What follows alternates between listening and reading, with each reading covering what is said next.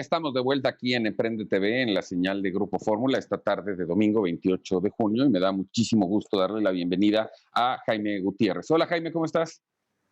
Querido Guillermo, ¿cómo estás? Gran domingo para todos, ¿eh? Un abrazo grande. ¿Ya trabajando en el nuevo puesto? Empieza el 1 de julio, querido Guillermo. Entonces, bueno, ya empecé con ciertos temas que me están pidiendo, pero el 1 de julio oficialmente. Bueno, vamos a hablar un poco de economía porque el Fondo Monetario Internacional hizo un pronóstico respecto de la economía de nuestro país. Pues no sé cómo calificarlo, es una tragedia, es un desastre. Evidentemente, para que el Fondo Económico haga este tipo de pronósticos es en base a informaciones, en base a perspectivas. Sabemos que después el gobierno va a salir a decir que ellos tienen otros datos, pero la realidad es Claro. esta y además estamos hablando de pronósticos basados en un cálculo científico en base a una expectativa muy real. Platícanos alrededor de esto, Jaime, por favor. Pues mira, como bien señalas, esta semana el Fondo Monetario Internacional hizo un alcance de su pronóstico de crecimiento de la economía mexicana. Bueno, lo hizo a nivel mundial. Sí.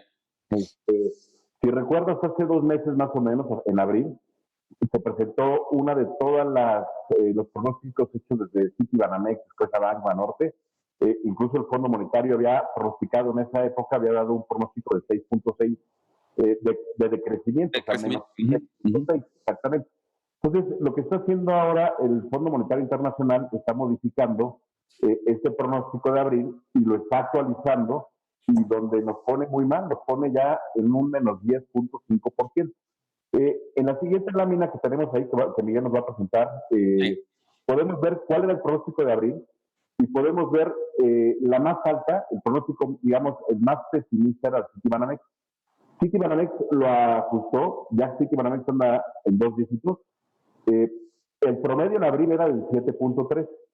Si tú sumas ahorita lo que está poniendo el Fondo Monetario Internacional, estamos hablando de haciendo un balance entre todas, estás hablando más o menos una caída del 9%. Ustedes están hablando todos en promedio del 9%.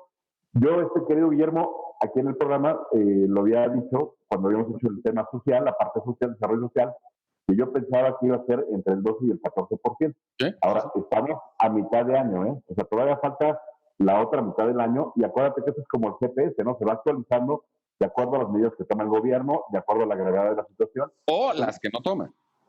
o las que no toman, exactamente.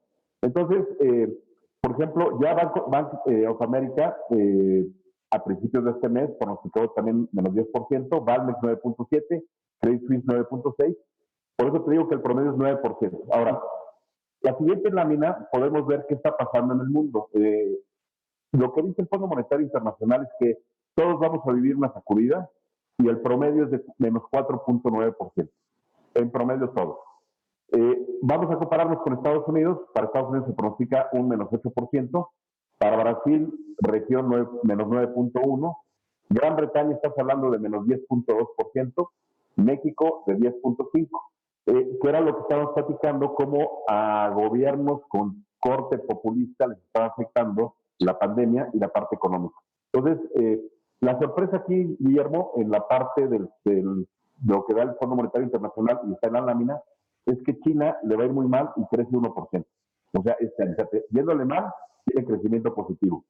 Y lo que para la región significa, pues somos el país que más vamos a decrecer, ¿no? Estamos hablando de 10.5. En el caso de Brasil y Argentina está abajo de nosotros, luego sigue Argentina, y Argentina, Brasil, Chile y Colombia. Chile y Colombia con menos 6.5 y menos 6.1%. Entonces, realmente el golpe para México es considerable. Y ojo, vuelvo a decirlo, estamos a mitad del año, todavía falta el cierre. Entonces, lo que dice el Fondo Monetario Internacional, la recuperación va a ser muy lenta, muy lenta.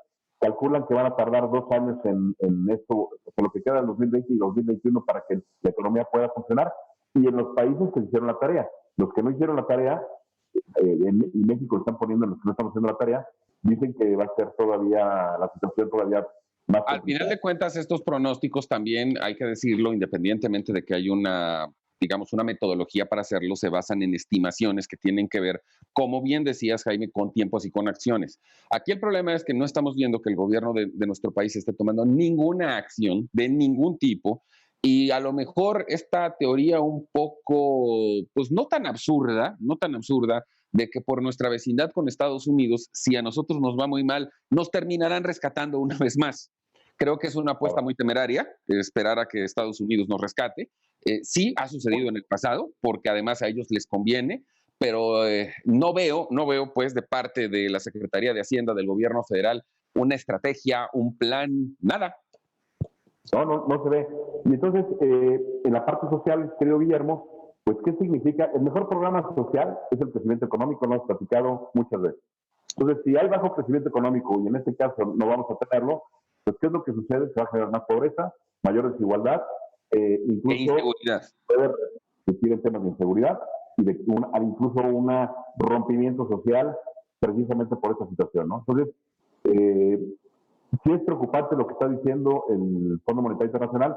Y fíjate qué curioso, porque a nosotros nos califican, dicen que algunos países, fíjate, China para el próximo año, este año tiene crecimiento de 1%, tiene crecimiento, y para el próximo año estiman que va a crecer alrededor del 9%, casi el 9%. En el caso, o sea, que va a ser como una B el crecimiento, Sí, o sea, cae sí. y vuelve a subir. En caso de México es una L, o sea, vamos así y nos mantenemos. Entonces, por lo que está señalando, querido Guillermo, de que no hay una política de reactivación de la economía en la parte de las empresas, de la parte de la liquidez, lo que platicamos la semana pasada, del apoyo de los Desde bancos. tu perspectiva, evidentemente en atención del tiempo que nos queda, ¿cuáles serían las 2 o 3 medidas? Digo, sé que se podrían tomar muchas más, pero desde tu consideración, desde tu punto de vista, las 2 o 3 medidas inmediatas, urgentes que habría que hacer para, vamos a suponer, no tratar de resolver, pero sí de paliar el impacto de la caída. Pues mira, creo que queda obvio que tendrías que cancelar proyectos que ya no son prioritarios. De Tren Maya, tendrías que hacer la parte del aeropuerto de Santa Lucía, no va a haber turismo en los próximos años. El Fondo Monetario Internacional dice que el sector turismo es uno de los más dañados, y Sí. por lo tanto no va a haber turismo en los próximos 2, 3 años. Entonces, cancelar Santa Lucía o posponerlo si quieres, para que no se vea tan feo. Tren Maya, Dos Bocas, y poder inyectar eso a las empresas para poder reactivarlas y que haya otra vez activación económica. Si quieres, en un tema futuro, hoy estaba leyendo, hay una lámina muy interesante que acaban de sacar, una asociación de cuáles son los países que están apoyando a su gente directamente, y México está comparado con África. O sea, Esto yo creo que si no tienes inconveniente sería un gran tema para la próxima semana. De hecho, ya anteriormente esbozamos algo al respecto. No sé si te sí, acuerdas cuando hiciste el comparativo de los apoyos gubernamentales, sí, pero creo que sería sí, muy interesante puntualizarlo. Tenemos sí, el ejemplo de Estados Unidos, el ejemplo de Francia, que está cargando con todo el costo social, y digamos que sí, aún así van a tener problemas de recuperación. Aquí nosotros no estamos claro. haciendo absolutamente nada. ¿Cómo podemos esperar no tener un decrecimiento de 2 dígitos? Así es. Y fíjate que además esto se agrava, estaba yo viendo el comentario que hizo Carlos Sandoval la semana pasada en este segmento, de que salimos del ranking de inversión. El jueves el embajador Landó, bueno, que primero dijo algo, luego corrigió, pero al final de cuentas lo que está diciendo es que no es el momento de invertir en México porque no hay reglas claras. O sea, eso sí lo dijo y Y claro, lo puso.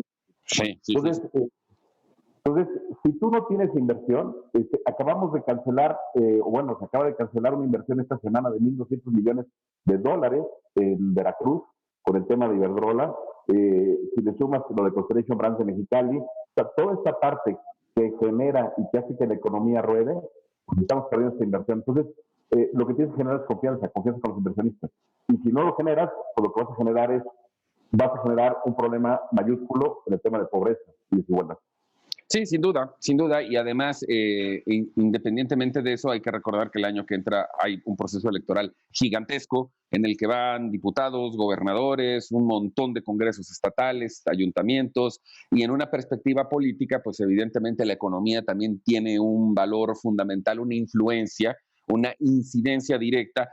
Eso es lo que todavía me termina de sorprender más, cómo el gobierno no tiene, porque al final de cuentas es un gobierno que viene de un partido político y que va a competir en la elección, no tiene un plan o una estrategia de recuperación, salvo los programas sociales que nadie mejor que tú los conoce y que tampoco le llegan a toda la población.